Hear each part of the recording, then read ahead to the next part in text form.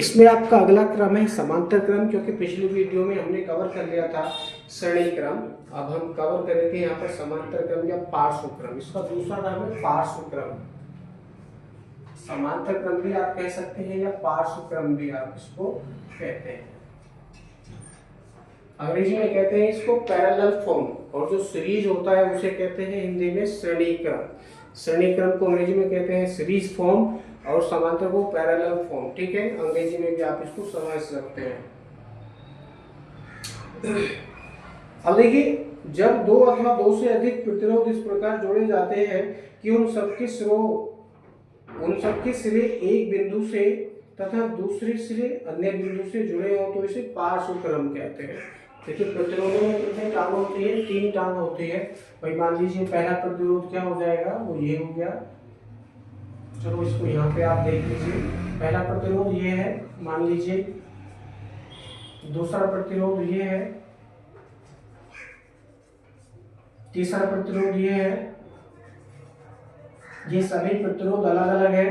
पहले प्रतिरोध की वैल्यू मान लो R1 है, दूसरे की मान लीजिए R2 है, तीसरे की मान लीजिए R3 है, और हम इनको समांतर क्रम में जोड़ रहे हैं या पार्श्व क्रम में जोड़ रहे हैं। तो क्या करेंगे, इन सबके पहले सिरे एक बिंदु से, दूसरे सिरे दूसरे बिंदु से जोड़ देंगे और इन सबका संबंध हम क्या कर देंगे, एक सेल से कर देंगे, तो परिपथ बनकर तैयार हो जाएगा। इसे कहेंगे समांतर क्रम। मान लो ये कोई सेल है, अब हम इनका क्रम बनाएंगे तो इन सबको एक ही बिंदु पर कनेक्ट आप करेंगे कुछ इस तरह से, और आप इसको भी एक ही बिंदु पर कनेक्ट मान लीजिए यहाँ पर कर दीजिए। अब हम इसको बैटरी से जोड़ देंगे।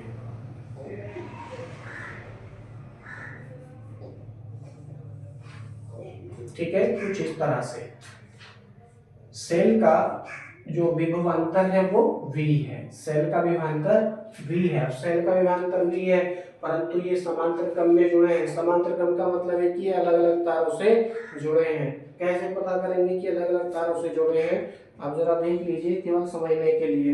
यदि मैं इस R1 को देखूंगा तो R2 और R3 को मुझे ढकना पड़ेगा, कुछ इस तरह से दिखाई देगा, कुछ इस तरह से ये दिखाई देगा। मैंने इसको ढक लिया है। R2 और R3 को अगर मैं ढक लूंगा तो R1 के सिरों पर उत्पन्न होने वाला विभवांतर क्या हो जाएगा, V हो जाएगा।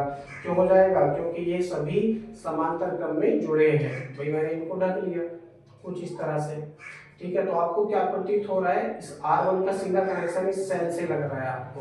ये इसका पहला पॉइंट हो गया, ये इसका दूसरा पॉइंट हो गया। ये वायर ये प्रतिरोध बना रही है जिसका सीधा संबंध किससे है, सेल से है। तो सेल की सिरों पर जितना विभवांतर उत्पन्न होगा या सेल का जितना विभवांतर होगा वो विभवांतर प्रतिरोध R की सिरों पर भी उत्पन्न होगा, सेम विभवांतर। यदि हम R2 के सिरों पर विभवांतर देखेंगे तो ये भी V ही होगा, R3 पर देखेंगे तो ये भी V ही होगा। इस प्रकार से ये सभी प्रतिरोध इस समय कौन से क्रम में है, समांतर क्रम में है। और समांतर क्रम में जुड़े होने के कारण, क्योंकि अलग अलग तार से जुड़े हैं, अलग अलग तार से जुड़े हैं, अलग अलग तार से जुड़े होने के कारण ये समांतर क्रम में है। और समांतर क्रम में जुड़े होने के कारण अब देखियो समान विभव उत्पन्न होगा, समान विभव उत्पन्न होगा इन सबके सिरों पर। R1 के सिरों पर भी विभवांतर कितना होगा, V होगा। R2 के सिरों पर विभवांतर V होगा, R3 के सिरों पर विभवांतर V होगा, परंतु इसमें प्रवाहित होने वाली वैद्युत धाराएं अलग अलग होंगी। सेल से चलने वाली वैद्युत धारा मान लीजिए I है, सेल से चलने वाली वैद्युत धारा मान लीजिए I है, क्योंकि बड़ा वाला सिरा जो होता है सेल का वो प्लस होता है, छोटा सिरा माइनस होता है। धारा हमेशा प्लस वाले सिरे से चलती है आगे की तरफ को। तो ये धारा I बिंदु A पर आ चुकी है और ये मान लीजिए बिंदु B है। अब बिंदु आप A पर आने के पश्चात यही धारा 3 भागों में बट जाती है। तो प्रतिरोधों के अनुपात में, प्रतिरोधों के अनुपात में क्या अनुपात है प्रतिरोधों का, I = V/R। के अकॉर्डिंग, यानी जिस प्रतिरोध की वैल्यू कम होगी उसमें अधिक धारा, जिस प्रतिरोध की वैल्यू अधिक होगी उसमें कम धारा प्रवाहित हो जाएगी, और इसका योगफल कितना होगा, धाराओं का योगफल I के बराबर होगा। इस प्रकार यदि हम देखेंगे इस चित्र में I = I1 + I2 + I3, पहले प्रतिरोध में मान लीजिए प्रवाहित होने वाली वैद्युत धारा I1 चली जाती है, दूसरे में प्रवाहित होने वाली वैद्युत धारा I2 आ जाती है, और तीसरे में आ जाती है I3, तीसरे में आ जाती है I3, कुछ इस तरह से। ठीक है, बिंदु बी पर आने के पश्चात फिर से ये धाराएं मिल जाती है, और मिलकर क्या बनाती है, ये धारा I बना देती है, ये धारा I बना देती है। जो चित्र है आपका कुछ इस तरह से बन के तैयार हो जाता है। अब हम देखते हैं अकॉर्डिंग टू डायग्राम, सेल से चलने वाली वैद्युत धारा बिंदु ए पर आने के पश्चात 3 भागों में बंट जाती है। इसका मतलब क्या होगा, और बिंदु बी पर आने के पश्चात यह मिलकर पुनः I बना लेती है, धारा I बना लेती है। तो इस प्रकार से क्या प्रतीत होगा, यहाँ से हम क्या समीकरण लिख सकते हैं, समीकरण लिख सकते हैं I = I1 + I2 + I3, कुछ इस तरह से, और उसको समीकरण नंबर 1 बना लेंगे। क्या बना लेंगे, समीकरण नंबर 1 बना लेंगे, समीकरण नंबर 1। ओके, अब देखिए समीकरण नंबर 1 तो हमको प्राप्त हो चुकी है। अब हम क्या करेंगे, इसके स्थान पर पहले प्रतिरोध में प्रवाहित होने वाली वैद्युत धारा का अलग मान हम ज्ञात करेंगे, उसी प्रकार से दूसरे प्रतिरोध में प्रवाहित होने वाली वैद्युत धारा का मान अलग ज्ञात करेंगे, उसी प्रकार से तीसरे प्रतिरोध में प्रवाहित होने वाली वैद्युत धारा का मान अलग ज्ञात करेंगे। और क्योंकि समांतर क्रम में जुड़े हैं, समांतर क्रम में जुड़े होने के कारण इन सब का कोई ना कोई तुल्य प्रतिरोध भी होगा, जिसकी वैल्यू R होती है, जिसकी वैल्यू क्या होती है, R होती है। उस तुल्य प्रतिरोध में भी प्रवाहित होने वाली वैद्युत धारा क्या होगी, I होगी। उसके सिरों पर लगने वाला विभवांतर क्या होगा, V होगा। तो I = V/R, ये किसके लिए हो गया, तुल्य प्रतिरोध के लिए हो जाएगा।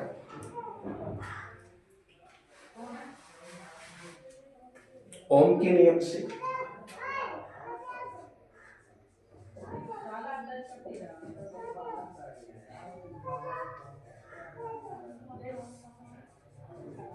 ओम के नियम से हम क्या ज्ञात कर रहे हैं, प्रतिरोध।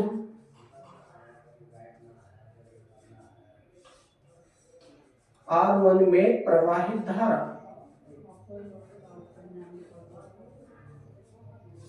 R1 में प्रवाहित धारा ज्ञात कर रहे हैं, क्या हो जाएगा, I1 = V/R1 हो जाएगा। क्यों, क्योंकि V/I = R होता है, V/I = R होता है, तो इसको पलट लेंगे, क्या हो जाएगा, I1 = V/R1 हो जाएगा। प्रतिरोध R1 में प्रवाहित होने वाली वैद्युत धारा का मान कितना हो जाएगा, I1 = V/R1 हो जाएगा। इसी प्रकार से प्रतिरोध R2 में प्रवाहित धारा ज्ञात करेंगे, तो क्या हो जाएगा, ये I2 करके आप इसको लिखिए V/R2, V/R2। इसी प्रकार R3 में देखिए, R3 में प्रवाहित धारा क्या हो जाएगी, I3 = V/R3, V/R3 ये प्राप्त होगी। अब इन सब का कोई ना कोई तुल्य प्रतिरोध भी उत्पन्न होगा, या तुल्य प्रतिरोध भी बनेगा। उस तुल्य प्रतिरोध में ज्ञात कर देते हैं धारा, तुल्य प्रतिरोध, तुल्य प्रतिरोध R में प्रवाहित वैद्युत धारा हो जाएगी I = V/R, I = V/R। अब ये सभी मान I1, I2, I3 और I, ये सभी मान कहाँ रखे हैं, समीकरण 1 में रखे।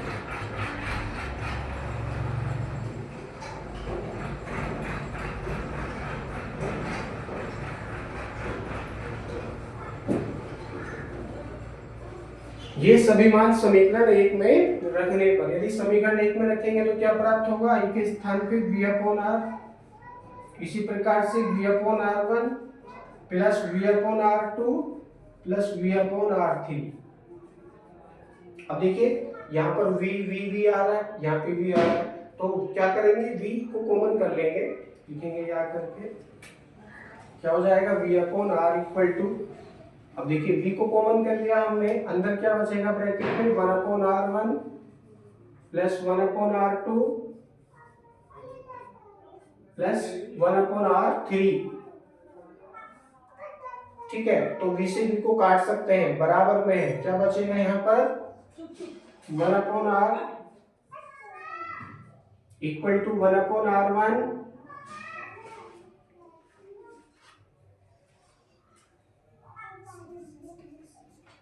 प्लस 1 अपॉन r2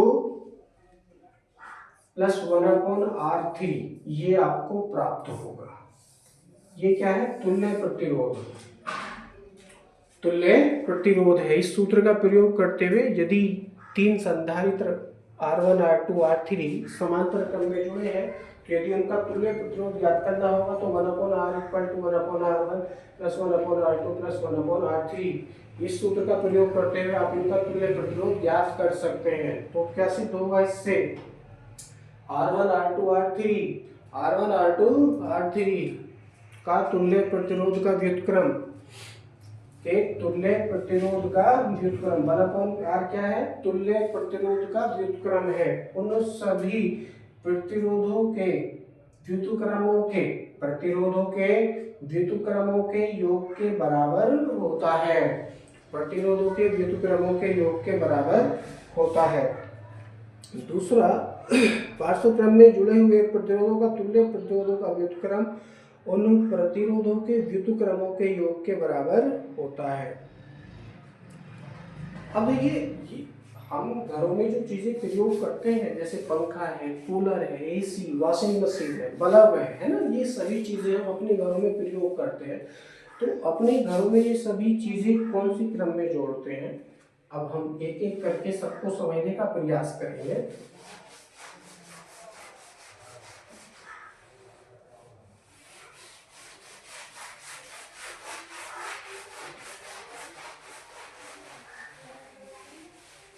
दो ही प्रकार से हम जोड़ सकते हैं चीजों को, जो यंत्र हमारे घरों में प्रयोग होते हैं, दो ही प्रकार से जोड़ सकते हैं, दो ही क्रमों में रखकर हम जोड़ सकते हैं। जो मेन सप्लाई होती है, मान लीजिए वो ये आ गई है आपकी मेन सप्लाई,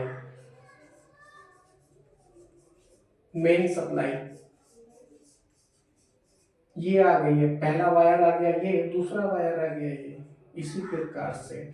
अब अगर हम श्रेणी क्रम में सारी चीजें जोड़ेंगे, भाई मान लो ये पंखा आ गया, ये F1 यानी पहला पंखा आ गया, ठीक है, ये पंखा आ गया, आप इसको इस तरह से बनाओ,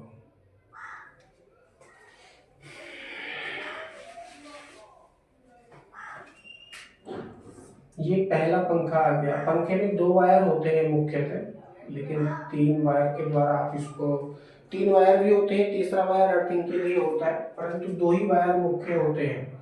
तो उसमें क्या रहेगा, 2 वायर है, पहला वायर ये हो गया, दूसरा ये हो गया, ये पहला पंखा हो गया। आप इसको F1 से दर्शा सकते हैं, F1 यानी फैन 1।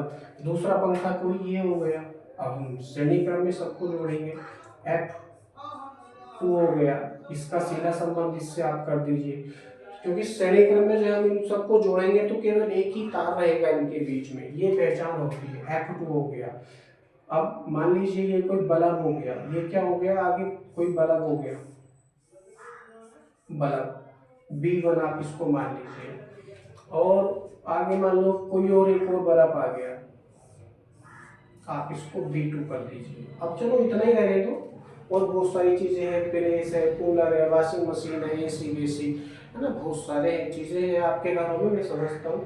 तो वो सब चीजों को आप आगे इसी प्रकार से जोड़ सकते हैं। अब इसका जो बल्ब का दूसरा तार है वो सीधा मेन सप्लाई से जुड़ा है, मेन सप्लाई से कुछ इस तरह से, ये मेन सप्लाई है जो कि पोल से वैद्युत धारा आपके घरों में जा रही है, वैद्युत धारा आपके घरों में जा रही है। लेकिन इसका स्विच भी आप बनाएंगे, तो किसी भी वायर में आप एक स्विच लगा दिए, चाहे तो आप इस वायर में लगा दो, भाई ये इसका पॉइंट ए मान लीजिए, इसको पॉइंट बी मान लीजिए, जो मेन सप्लाई है आपकी पॉइंट ए और पॉइंट बी आप इसको मान लीजिए, ठीक है। तो पॉइंट ए में मान लो एक स्विच आपने यहाँ लगा दिया है, ये स्विच कुछ इस तरह से आप बना सकते हैं। ये क्या है? स्विच है। स्विच ऑन ऑफ करने के लिए, ऑन ऑफ करने के लिए ये कोई स्विच आपने बनाया है और ये इस प्रकार से है। इसको हटा देंगे तो वैद्युत धारा प्रवाहित नहीं होगी, इसको लगा देंगे तो वैद्युत धारा प्रवाहित होनी शुरू हो जाएगी। ये सब काम करने लग जाएंगे। यदि इस क्रम में आप देखते हैं तो वैद्युत धारा की बहुत ही ऊर्जा, वैद्युत धारा बहुत ही अधिक मात्रा में खर्च होगी, अधिक बिल आएगा। अब मान लीजिए आपको ये बल्ब B1 जलाना है, बल्ब B1 प्रकाशित करना है, या पंखा F2 जो दूसरा वाला पंखा है वो आपको चलाना है, तो इसको चलाने के लिए आपको केवल एक ही स्विच दबाना होगा। वैद्युत धारा इन सब में प्रवेश करते हुए, वैद्युत धारा इन सब में प्रवेश करते हुए, मान लो ये प्लस वाला फेज है, ये माइनस वाला फेज है, मेन फेज होते हैं, तो क्या होगा? वैद्युत धारा इन सब में प्रवेश करेगी, वैद्युत धारा इन सब में प्रवेश करेगी, उन सभी को प्रकाशमान कर देगी, चला देगी। ठीक है, चला देगी, यानी पंखा F1 भी चलेगा, पंखा F2 भी चलेगा, बल्ब B1 भी चलेगा, बल्ब B2 भी चलेगा। या और बहुत सारी चीजें आपके घर में है, फ्रिज है, कूलर है, AC, वॉशिंग मशीन है, बहुत सारी चीजें हैं, तो वो सब भी चलेंगे, वो सब भी चलेंगे। अगर श्रेणी क्रम में सबको जोड़ रखा है तो, श्रेणी क्रम में सबको जोड़ रखा है तो सब चलेंगे। तो इस प्रकार से आपको आवश्यकता है या नहीं है, इसका मतलब नहीं बनेगा। अगर आपने श्रेणी क्रम में सबको कनेक्ट कर रखा है, जोड़ रखा है, तो केवल एक ही बटन दबाओ, सारी चीजें चल जाएंगी, सारी चीजें चल जाएंगी। अब देखिए वैद्युत धारा किस में अधिक प्रवाहित होगी, विभवांतर किसके सिरों पर सबसे अधिक होगा? सूत्र होता है V/IR, V/IR, यानी वैद्युत धारा तो सब में बराबर है क्योंकि श्रेणी क्रम में जुड़ रहे हैं और एक ही तार से जुड़ रहे हैं, परंतु प्रतिरोध इन सबका अलग अलग होगा। पहले पंखे का प्रतिरोध मान लीजिए R1 है, दूसरे का प्रतिरोध मान लीजिए R2 है, तीसरे का प्रतिरोध मान लीजिए R3 और चौथे का प्रतिरोध R4 है। बल्ब है आपके, बल्ब B1 का प्रतिरोध R3 और बल्ब B2 का प्रतिरोध R4 है। कुछ इस तरह से है, जिस चीज का प्रतिरोध अधिक होगा उसके सिरों पर लगने वाला विभवांतर इस सूत्र के अनुसार ज्यादा होगा। ध्यान देने वाली बात है। अब जब विभवांतर वहां पे ज्यादा होगा तो वो चीज कुछ ज्यादा चमकेगी, वो चीज कुछ ज्यादा चमकेगी। इनका जो क्रम है, मान लीजिए R1 की वैल्यू कुछ इस तरह से है, R3 और R4, मतलब R4 की वैल्यू सबसे कम है, उससे ज्यादा है R3, उससे ज्यादा है R2, उससे ज्यादा है R1, यानी R1 की जो वैल्यू है सबसे ज्यादा है, R1 की वैल्यू सबसे ज्यादा है। कुछ इस प्रकार से R1 क्या है? F1, यानी पहला पंखा है, पहला पंखा, उसके सिरों पर लगने वाला विभवांतर भी अधिक होगा। यानी कुछ इस तरह से V1, इस सूत्र का प्रयोग करते हुए V1, V2, V3 और V4, भाई विभव भी तो आप याद कर सकते हैं, तो V1 की वैल्यू भी अधिक होगी, V2 की वैल्यू उससे कम, V3 की वैल्यू उससे कम और सबसे कम होगी V4 की वैल्यू। ठीक है ना, इस प्रकार से। और जिसके सिरों पर विभवांतर अधिक होगा वो पंखा अधिक चलेगा, उससे कम चलेगा दूसरा वाला पंखा, उससे कम चमकेगा आपका बल्ब B1 और सबसे कम चमकेगा बल्ब आपका B2। क्यों? क्योंकि इसके सिरों पर इसका जो विभवांतर है वो सबसे कम है। विभवांतर सबसे कम होने के कारण इसके सिरों पर उत्पन्न होने वाला विभवांतर भी कम होगा, इसलिए ये B1 की अपेक्षा कम चमकेगा। और जो आपका पहला पंखा है उसका प्रतिरोध सबसे अधिक है और ये पंखा सबसे तेज चलेगा दूसरे पंखे की तुलना में। ठीक है, कुछ इस तरह से। तो आपने देखा, यदि इन चीजों को हम सबको श्रेणी क्रम में जोड़ दें, यदि इन सबको श्रेणी क्रम में जोड़ दें, तो श्रेणी क्रम में जोड़ने के कारण यदि हमको केवल एक चीज की आवश्यकता है, किसी भी एक वस्तु की आवश्यकता है, एक यंत्र की आवश्यकता है, तो उसको प्रकाशित करने के लिए या उसको चलाने के लिए हमको इन सबको चलाना पड़ेगा, इन सबको चलाना पड़ेगा, भले ही हमको आवश्यकता है या नहीं है। अब देखिए बीच में से अगर मैं कनेक्शन काट दूं, बीच में से मान लो चूहे ने तार काट दिया, श्रेणी क्रम में जोड़ रखे हैं और बीच में से चूहे ने ये तार यहाँ से काट दिया। अब तार काटने का मतलब है कि बिजली यहाँ तक तो है, परंतु अर्थिंग की सप्लाई नहीं मिलने के कारण इसमें से कोई भी चीज नहीं चलेगी, परिपथ कंप्लीट नहीं होगा, परिपथ पूर्ण नहीं होगा। जब परिपथ पूर्ण नहीं होगा तो वैद्युत धारा रुक जाएगी, और जब रुक जाएगी तो कोई भी चीज ना तो F1 F2 B1 B2 नहीं चलेगा। जब तक कि ये तार नहीं जुड़ेगा तब तक कोई भी वस्तु नहीं चलेगी। तो ये भी बड़ा नुकसान है, ये भी बड़ा नुकसान है इसमें। तो हम अपने घरों में प्रयोग होने वाली वस्तुओं को श्रेणी क्रम में नहीं जोड़ सकते, ठीक है। अब जब श्रेणी क्रम में नहीं जोड़ सकते तो कौन से क्रम में जोड़ेंगे, ये भी क्वेश्चन आता है, कौन से क्रम में जोड़ेंगे। तो अब हम इनको देखते हैं समांतर क्रम में जोड़कर। कौन से क्रम में, समांतर क्रम में जोड़कर। श्रेणी क्रम का तो हमने समझ लिया नुकसान क्या क्या हो सकते हैं। अब देखते हैं समांतर क्रम में जोड़कर। भाई बहुत सारी चीजें हैं, बल्ब है, पंखा है, हीटर है, आपके पास में बहुत सारी चीजें हैं जो कि समांतर क्रम में जोड़ी जाती हैं, समांतर क्रम में जोड़ी जाती है। तो मान लो पहला पंखा तो ये हो गया, पहला पंखा ये हो गया, आपका ये पंखा हो गया, इसको आप F दर्शाइए, FAN, उसका पहला अक्षर लेता हूं मैं F। ये हो गया बल्ब, BULB, उसका पहला अक्षर है B। अब देखिए हीटर को ले लेता हूं मैं, हीटर, हीटर का पहला अक्षर है H, मैं उसको यहाँ पे ले सकता हूँ। और क्या ले सकता हूँ मैं, फ्रिज, यानी रेफ्रिजरेटर होता है, चलो F ही ले लो, फ्रिज, पहला अक्षर F। तो ये चार चीजें हैं, और क्योंकि दो वायर ही इसमें मुख्य होते हैं, पहला वायर ये हो गया, दूसरा ये, तीसरा, चौथा, उसी प्रकार से दो, तीन, चार, कुछ इस प्रकार से ही जुड़े हैं। तो इसकी मेन सप्लाई हम करेंगे। तो मेन सप्लाई करने के लिए इनके या तो पहले सिरे पर स्विच लगा दो, चाहे तो दूसरे सिरे पर स्विच लगा दो, आपकी मर्जी है। किसी भी प्रकार का स्विच आप लगा सकते हैं इनको ऑन ऑफ करने के लिए। तो मान लीजिए ये कोई स्विच आपने लगा दिया, इनके पहले टायर में ही आपने ये कोई स्विच लगा दिया है, और इनका जो सीधा संबंध है हम वायर से कर देंगे, जो मेन सप्लाई है उससे इनका सीधा संबंध आप कर देंगे। अब इनका जो दूसरा वाला तार है उसका सीधा संबंध आप दूसरे वाले वायर से कर देंगे, दूसरे वाले वायर से इनका सीधा संबंध आप कर देंगे। ये आपके घरों की सप्लाई है, कुछ इस प्रकार से ये चित्र बनकर आ जाएगा। अब इनका जो स्विच है सबका अलग अलग है, इन सभी यंत्रों का जो स्विच है वो अलग अलग है। बोर्ड में भी जो आपके इलेक्ट्रिशियन होते हैं ये सभी इसी प्रकार से आपका क्रम बना कर देते हैं। बोर्ड की जो सप्लाई होती है, जो वायरिंग होती है, वो इसी प्रकार से करके आपको दी जाती है। सभी चीजों को समांतर क्रम में जोड़कर दर्शाया जाता है, दिखाया जाता है। जिस भी चीज की आवश्यकता होगी उसका अलग बटन दबाकर उसमें वैद्युत धारा प्रवाहित करके आप अपने लिए वो चीज चालू कर सकते हैं, बना सकते हैं, ठीक है।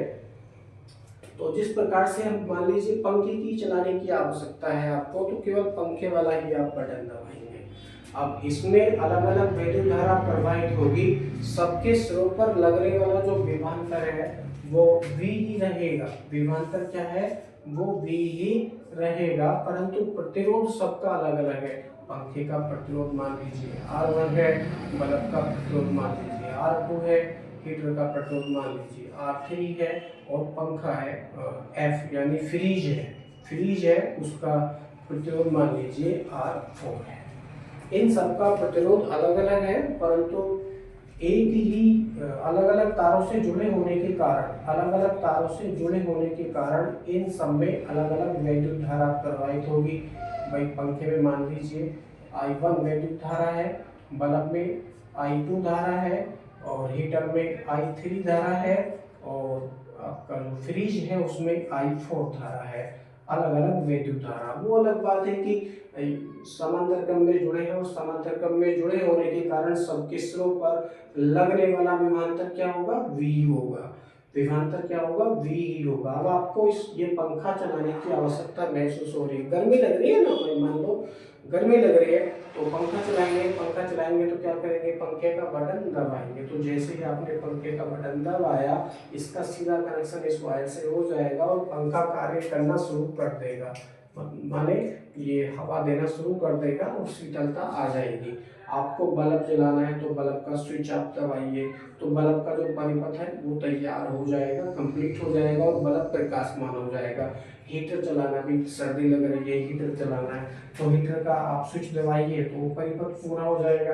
परिपथ पूरा हो जाएगा तो हीटर कार्य करना शुरू कर देगा। और मान लीजिए आपको ये फ्रिज चलाना है तो फ्रिज वाला बटन आप दबाइए। फ्रिज वाला बटन आप दबाएंगे तो क्या होगा, फ्रिज आपका चलना शुरू हो जाएगा, यानी जो भी चीज़ें उसमें रखी हैं वो ठंडी होनी शुरू हो जाएंगी। पानी या पेप्सी, फिर और भी बहुत सारी चीज़ें हैं, फल है ना, जो हम फ्रिज में रख सकते हैं, तो वो सब क्या है, ठंडी होनी शुरू हो जाती है। अब देखिए इसी प्रकार से जब आपने सबका बटन दबाया, मतलब पंखे का, बल्ब का, हीटर का, फ्रिज का, इन सब का बटन दबाया तो इन सब में वैद्युत धारा प्रवाहित होनी शुरू हो जाएगी, जिसकी वैल्यू अलग अलग होगी और वो सभी एक साथ कार्य करने लग जाएंगे, एक साथ कार्य करने लग जाएंगे। अब आपको केवल हीटर ही चलाना है, केवल हीटर ही चलाना है मान लीजिए, तो क्या करेंगे आप इनमें से 3 चीजों का कनेक्शन यहाँ से काट देंगे। कनेक्शन काटने का मतलब है उनको ऑफ कर दी, जो स्विच है आपने ऑफ कर दिया, इसका स्विच आपने ऑफ कर दिया है और जो बल्ब है आपका उसका स्विच आपने ऑफ कर दिया है, फिर पंखा है तो उसका स्विच आपने ऑफ कर दिया। तो जब स्विच आप ऑफ कर देंगे तो परिपथ पूर्ण नहीं होगा। जब परिपथ पूर्ण नहीं होगा तो वैद्युत धारा प्रवाहित नहीं होगी और वैद्युत धारा प्रवाहित नहीं होगी तो वो वस्तु कार्य नहीं करेगी, वो यंत्र कार्य नहीं करेगा, वो यंत्र कार्य नहीं करेगा। अब यहाँ से प्रतिरोध आप बता सकते हैं, अगर ये सब एक साथ कार्य करेंगे तो इन सबका तुल्य प्रतिरोध भी आप बता सकते हैं। समांतर क्रम में जुड़ रहे हैं तो समांतर क्रम में तुल्य प्रतिरोध क्या हो जाएगा, 1/R = 1/R1 plus 1/R2 plus 1/R3। ये 4 चीजें हैं तो 1/R4।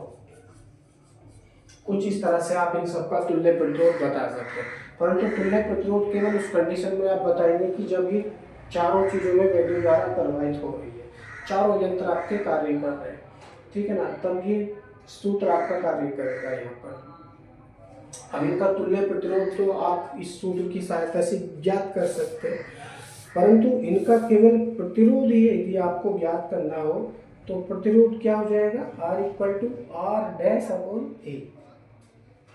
एक सूत्र होता है R=ρL/A।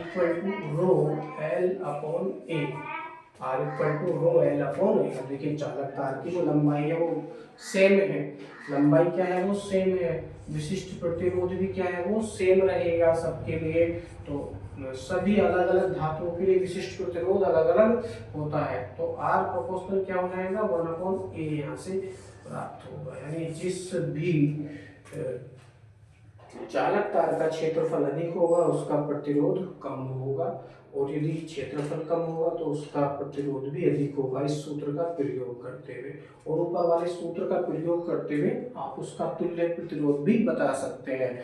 अब आप मुझे कमेंट्स में ये बताइए कि आपके घरों की वायरिंग कौन सी क्रम में है, श्रेणी क्रम में है अथवा समांतर क्रम में है, और कौन सा क्रम सबसे अच्छा रहता है। अगर आपको घरों की बिजली की वायरिंग करनी है तो कौन से क्रम में आप करवाएंगे, श्रेणी क्रम में करवाएंगे या समांतर क्रम में करवाएंगे।